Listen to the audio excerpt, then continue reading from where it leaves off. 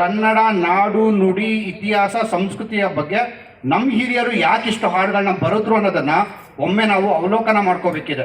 ಯಾಕೆಂದ್ರೆ ಯಾವ ಭಾಷೆಗೂ ಇಲ್ಲದಂತಹ ಒಂದು ಸಾಮರ್ಥ್ಯ ಕನ್ನಡಕ್ಕೇನಿತ್ತು ಅಥವಾ ಯಾರೂ ಮಾಡೋಕ್ಕಾಗದಂಥ ಒಂದು ಸಾಧನೆಗಳನ್ನ ನಮ್ಮ ಹಿರಿಯರು ಏನೇನು ಮಾಡಿದ್ರು ಅನ್ನೋದು.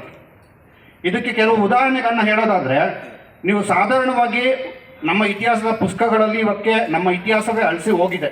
ನೀವು ಇವತ್ತಿನ CBSE ಅಥವಾ ICSE ಸಿಲೆಬಸ್ನ ಪುಸ್ತಕಗಳು ಅಥವಾ ನಮ್ಮ ರಾಜ್ಯ ಸರ್ಕಾರದ ಪಠ್ಯ ಪುಸ್ತಕಗಳನ್ನ ನೋಡಿದ್ರೆ ಕೆಲವು ಪೊಲಿಟಿಕಲ್ ಅಜೆಂಡಾಗೋಸ್ಕರ ಬೇರೆಯವರ ಇತಿಹಾಸವನ್ನು ತುರುಕಿ ನಮಗೆ ನಮ್ಮ ಇತಿಹಾಸವನ್ನೇ ಇಲ್ಲದೆ ಇರೋ ರೀತಿ ಮಾಡಿರೋ ಕಾರಣ ಬಂದು ಇವತ್ತಿಗೆ ನಮ್ಮ ಕನ್ನಡದ ಅಸ್ಮಿತೆ ಅಷ್ಟೊಂದು ಗಟ್ಟಿಯಾಗಿಲ್ಲ. ಇದನ್ನೆಲ್ಲ ಪಕ್ಕಕ್ಕಿಟ್ಟು ಒಂದು ನೈಜವಾದ ಇತಿಹಾಸವನ್ನು ನೋಡಿದ್ರೆ ನೋಡಿ, ಸಾಧಾರಣವಾಗಿ ಭಾರತಕ್ಕೆ ವಿದೇಶಿ ವರ್ತಕರು ಅಥವಾ ವಿದೇಶಿ ಪ್ರವಾಸಿಗರು ಹಿಂದಿನ ಕಾಲದಿಂದ ಬಂದಿರ್ತಾರೆ. ಉದಾಹರಣೆಗೆ ಏನಾದರೂ ನೀವು ಹೇಳೋದಾದ್ರೆ 7ನೇ ಶತಮಾನದ ಕಾಲದಲ್ಲಿ ಹುಯೆನ್ಸಾಂಗ್ ಅಂತ ಒಬ್ಬ ಚೀನಾದಿಂದ ಒಬ್ಬ ಬರ್ತಾನೆ. 8, 9ನೇ ಶತಮಾನದ ಕಾಲದಲ್ಲಿ ತಬರಿ ಅನ್ನೋ ಒಬ್ಬ ಲೇಖಕ ಅರಬ್ನಲ್ಲಿ ಕುತ್ಕೊಂಡು ಕನ್ನಡಿಗರ ಬಗ್ಗೆ ಇತಿಹಾಸ ಬರೀತಾನೆ. ಅಮೋಘ ವರ್ಷನ ಸಾಮ್ರಾಜ್ಯ ಇಡೀ ಪ್ರಪಂಚದ 4 ದೊಡ್ಡ ಸಾಮ್ರಾಜ್ಯಗಳಲ್ಲಿ ಒಂದು ಅಂತ. ವಿಜಯನಗರದ ಅರಸರ ಕಾಲದಲ್ಲಿ ಬಂದರೆ ನಿಮಗೆ ಮೊರೊಕೊ ಇಂದ ಇರಬಹುದು, ರಷ್ಯಾ ಇಂದ ಇರ್ಬೋದು, ಪೋರ್ಚುಗೀಸ್ ಇಂದ ಇರ್ಬೋದು, ಸ್ಪೇನ್ ಇಂದ ಇರ್ಬೋದು. ಈ ಥರ ಪ್ರತಿಯೊಬ್ಬರ ಕನಸು ಕೂಡ ಆಗಿದ್ದು ಕನ್ನಡ ನಾಡು. ಇವತ್ತು ಯುರೋಪ್ನ ಆ ಒಂದು ಹೆಗ್ಗಳಿಕೆ ಹೇಳ್ತಾರ, ಯುರೋಪ್ ಅಂದರೆ ತುಂಬ ಶ್ರೀಮಂತ ದೇಶ, ಅಮೇರಿಕ ಅಂದರೆ ಒಂದು ಶ್ರೀಮಂತ ದೇಶ. ಅದೆಲ್ಲ ಇವತ್ತಿಗೆ ಒಂದಾನೊಂದು ಕಾಲದಲ್ಲಿ ಈ ಯುರೋಪಿಯನ್ಸ್ಗಳು ಕೂಡ ಅವರ ಒಂದು ಪ್ರಪಂಚದ ಒಂದು ಶ್ರೀಮಂತಿಕೆ ನಾವು ಯಾವ ರೀತಿ ಮುಂದುವರಿಬಹುದಾಗಿತ್ತು ಅನ್ನೋದನ್ನೆಲ್ಲ ನೋಡ್ತಾ ಇದ್ದು ಕನ್ನಡಿಗರು ನಾವು ಕಟ್ಟಿದಂಥ ಸಾಮ್ರಾಜ್ಯಗಳಿಂದ. ಇಂಥ ದೊಡ್ಡ ದೊಡ್ಡ ಸಾಮ್ರಾಜ್ಯಗಳನ್ನು ಕಟ್ಟಿದ ನಾವು ನಮ್ಮನ್ನು ಇನ್ನೊಂದ್ಸಲಿ ಭಾರತದ ಬೇರೆಯವ್ರ ಭಾಷೆಯವ್ರ ಜೊತೆ ಹೋಲಿಸ್ಕೊಂಡೋಗಿದ್ರೆ ನಾನು ಕೆಲವು ಪಾಯಿಂಟ್ಸ್ಗಳನ್ನ ಹೇಳ್ತೀನಿ, ಇದನ್ನು ನೀವೇ ಅನಲೈಸ್ ಮಾಡಿ. ಒಂದು ಕಡೆ ಕನ್ನಡಿಗರು ಅನ್ನೋದನ್ನು ಒಂದು ಕಡೆ ಇಟ್ಕೋಣ, ಇನ್ನೊಂದು ಕಡೆ ಭಾರತದ ಬೇರೆ ಭಾಷಿಕವ್ರನ್ನೆಲ್ಲ ಇಡೋಣ. ನಾನು ಸಾಮ್ರಾಜ್ಯಗಳು ಯಾವ್ಯಾವ ಭಾಷೆಯವರು ಎಷ್ಟೆಷ್ಟು ಸಾಮ್ರಾಜ್ಯಗಳ ಕಟ್ಟಿದ್ರು ಅನ್ನೋದನ್ನು ಒಂದು ಪಟ್ಟಿ ಹೇಳ್ತೀನಿ. ಕನ್ನಡದಲ್ಲಿ ನೀವೇ ಕೌಂಟ್ ಮಾಡಬೇಕು.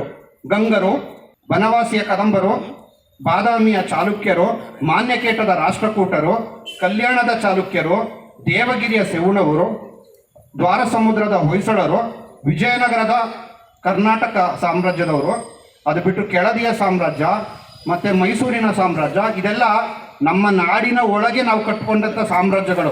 ಇದನ್ನು ಹೊರತಾಗಿ ನೀವೇನಾದ್ರು ಭಾರತದ ಬೇರೆ ಬೇರೆ ಜಾಗಗಳಲ್ಲಿ ಕನ್ನಡಿಗರು ಹೋಗಿ ಕಟ್ಟಿದಂಥ ಸಾಮ್ರಾಜ್ಯಗಳು ನೋಡಿದ್ರೆ ಬೆಂಗಾಳದ ಸೇನರು, ಮಿಥಿಲೆಯ ಕರ್ನಾಟರು, ಪೂರ್ವದ ಗಂಗರು ಅಥವಾ ಒಡಿಶಾದ ಗಂಗರು, ಮಧ್ಯಪ್ರದೇಶದ ಅಥವಾ ಮಾಳ್ವಾದ ಪಾರಮಾರರು, ಗುಜರಾತ್ನ ಸೋಲಂಕಿಗಳು.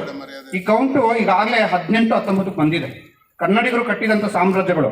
ಈಗ ಬೇರೆ ಭಾಷೆಯವರು ಕಟ್ಟಿದ ಸಾಮ್ರಾಜ್ಯ ನೋಡ್ಕೋಣ. ತೆಲುಗುವರು ಕಟ್ಟಿದ ಏಕೈಕ ಸಾಮ್ರಾಜ್ಯ ಯಾವುದು ಅಂದರೆ ಕಾಕತೀಯ ಸಾಮ್ರಾಜ್ಯ ಒಂದು. ತಮಿಳವರು ಕಟ್ಟಿದ್ದು ಚೋಳ, ಚೇರ, ಪಾಂಡ್ಯ, ಪಲ್ಲವ 4 ಸಾಮ್ರಾಜ್ಯ. ಮರಾಠರು ಕಟ್ಟಿದ್ದು ಒಂದೇ ಸಾಮ್ರಾಜ್ಯ. ಹಿಂದಿಯವ್ರನ್ನಂತೂ ಯಾವುದೇ ಇಲ್ಲ, ಯಾಕೆಂದರೆ ಹಿಂದಿಗೆ 100 ವರ್ಷಗಳ ಇತಿಹಾಸ ಕೂಡ ಇಲ್ಲ. ಇನ್ನು ರಾಜಸ್ಥಾನಿಗಳ ಬಗ್ಗೆ ನಾವು ಹೇಳಿದ್ರೆ ರಜಪೂತ ಸಂಸ್ಥಾನ ಏನಿತ್ತು ಅದೊಂದೇ ಅವ್ರು ಕಟ್ಕೊಂಡಿದ್ದು. ಇನ್ನು ಪಂಜಾಬಿಗಳ ಬಗ್ಗೆ ಹೇಳಕ್ ಹೋದ್ರೆ ಸಿಖ್ ಸಂಸ್ಥಾನ ಅಂತ ಒಂದು ಕಟ್ಕೋತಾರೆ, ಅದೊಂದೇ. ನೀವು ಇಡೀ ಭಾರತವನ್ನು ಅವಲೋಕನ ಮಾಡಿದ್ರೆ ನಿಮ್ಗೆ ಈಗ ಅರ್ಥ ಆಗಿರ್ಬೇಕಲ್ಲ. 18 ಒಂದು ಕಡೆಗಾದ್ರೆ ಭಾರತದ ಬೇರೆ ಭಾಷಿಕರು ಸೇರಿಸಿ ಎಲ್ಲ ಕಟ್ಟಿರೋದು 10 ದಾಟಲ್ಲ. ಇದು ನಮ್ಮ ಇತಿಹಾಸ, ನಮ್ಮ ಸಂಸ್ಕೃತಿ, ನಮ್ಮ ಹೆಮ್ಮೆ. ಇಂಥ ಒಂದು ಅದ್ಭುತವಾದ ಒಂದು ಇತಿಹಾಸವನ್ನು ಉಳ್ಳ, ಇಂಥ ಒಂದು ಅದ್ಭುತವಾದ ಪ್ರಪಂಚದ ಎಲ್ಲ ಅದ್ಭುತಗಳನ್ನು ಸೃಷ್ಟಿಸಿದ ಅಥವಾ ಪ್ರಪಂಚದ ಎಲ್ಲ ಭಾಷಿಕರಿಗೂ ಒಂದು ಮಾರ್ಗದರ್ಶಿಯಾಗಿದ್ದ ಅಥವಾ ಶ್ರೀಮಂತಿಕೆ ಅಥವಾ ನೀವೇನಾದ್ರು ತುಂಬ ಒಂದು ರಿಚ್ನೆಸ್ನಲ್ಲಿ ಬೆಳಿಬೇಕಂದ್ರೆ ಅವ್ರಿಗೆ ಒಂದು ಕನಸಾಗಿದ್ದಂಥ ನಾಡನ್ನು ಕಟ್ಟಿದ್ದು ನಮ್ಮ ಹಿರಿಯರು. ಆ ಒಂದು ವಿಷಯಕ್ಕೆ ನಾವು ಕನ್ನಡಿಗರೆಲ್ಲ ಪ್ರತಿಯೊಬ್ಬರು ಹೆಮ್ಮೆ ಪಟ್ಕೋಬೇಕು. ಇನ್ನು ಇತಿಹಾಸದಲ್ಲಿ ಅಷ್ಟೆಲ್ಲ ಮಿಂಚಿ ಮರೆಯಾದ ಕನ್ನಡಿಗರ ಇವತ್ತಿನ ಸ್ಥಿತಿ ನೀವೇ ನೋಡಿದ್ದೀರಾ. ಕನ್ನಡಿಗರು ಮತ್ತೆ ತಮ್ಮ ವೈಭವದ ಒಂದು ಇತಿಹಾಸವನ್ನ ಮತ್ತೆ ಕಟ್ಕೋಬೇಕಂದ್ರೆ ಮೊದಲನೇದಾಗಿ ಇವತ್ತಿನ ರಾಜಕೀಯ ಪಕ್ಷಗಳ ಒಂದು ಅಜೆಂಡಾಗಳಿಗೆ ಬಲಿಯಾಗದೆ ಜಾತಿ, ಧರ್ಮ ಇವೆಲ್ಲವನ್ನ ಬಿಟ್ಟು ನಾವು ನಮ್ಮ ನಾಡಿನ ಏಳಿಗೆ ಕನ್ನಡಿಗರ ಏಳಿಗೆಗೋಸ್ಕರ ಮಾತ್ರ ಮುಂದಿನ ದಿನಗಳಲ್ಲಿ ನಾವು ದುಡಿತೀವಿ, ನಾವು ಅದಕ್ಕೆ ಮಾತ್ರ ಕೆಲಸ ಮಾಡ್ತೀವಿ ಅಂತ ನಾವು ಇವತ್ತಿನ ಶುರು ಮಾಡಿದ್ರೆ ಅಟ್ಲೀಸ್ಟ್ ಮುಂದಿನ ಒಂದು ಜನಾಂಗಗಳು ಏನು ಬರುತ್ತೋ ಅವರು ಕೂಡ ನಮ್ಮ ಹಿಂದಿನ ತಲೆಮಾರಿಯವ್ರು ಬದುಕೋದ್ರಲ್ಲ ಆ ರೀತಿ ಬದುಕೋ ಸಾಧ್ಯತೆ ಇದೆ ಅಂತ ಹೇಳ್ತಾ ನಾನು ಈ ಒಂದು ಮಾತನ್ನು ಮುಗಿಸ್ತೀನಿ. ಧನ್ಯವಾದಗಳು.